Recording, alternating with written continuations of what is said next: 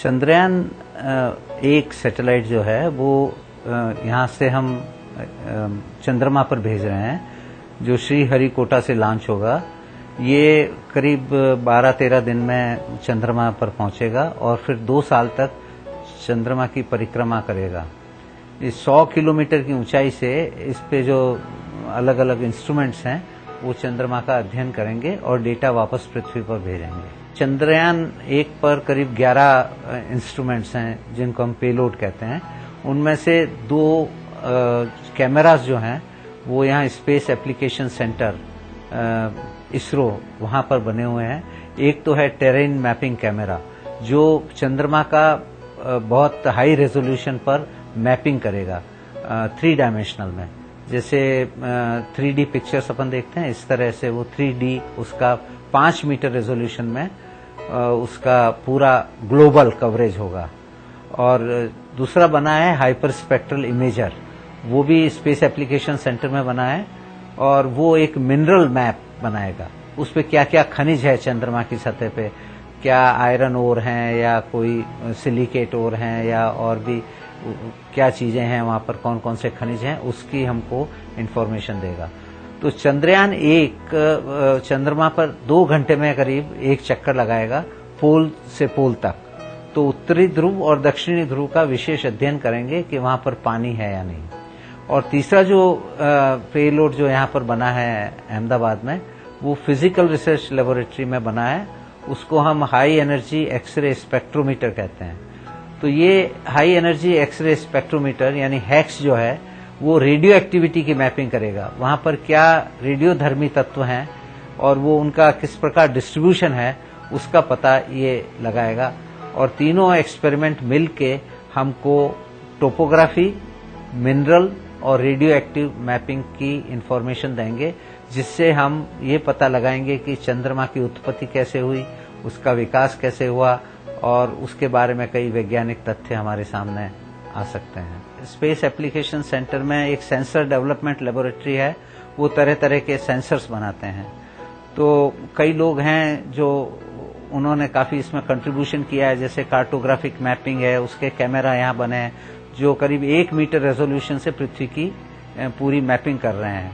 और कई जो भी कैमरा बने हैं अलग अलग सैटेलाइट्स में, वो सब यहाँ अहमदाबाद में बने हैं। और फिजिकल रिसर्च लेबोरेटरी एक एकेडमिक इंस्टीट्यूशंस हैं। तो जो चंद्रयान 1 की जो ऑब्जेक्टिव्स क्या हैं, साइंटिफिक ऑब्जेक्टिव्स, कौन कौन से इंस्ट्रूमेंट जाने चाहिए, वो सब हमने PRL में उसका डिस्कस करके और वो सब ऑब्जेक्टिव्स हमने उसका निर्धारण किया है, उसको डिफाइन किया है, क्या ऑब्जेक्टिव्स होने चाहिए, क्या कितने पीरियड के लिए जाना चाहिए और क्या क्या इंस्ट्रूमेंट्स होने चाहिए। इस प्रकार मेरे विचार में अहमदाबाद और विशेषकर ये 2 लेबोरेटरीज हैं, इन्होंने काफी योगदान दिया है। विक्रम साराभाई PRL के डायरेक्टर थे और वो इसरो के पहले चेयरमैन थे। उसके बाद में प्रोफेसर UR राव, वो भी PRL से थे, वो भी इसरो के चेयरमैन हुए।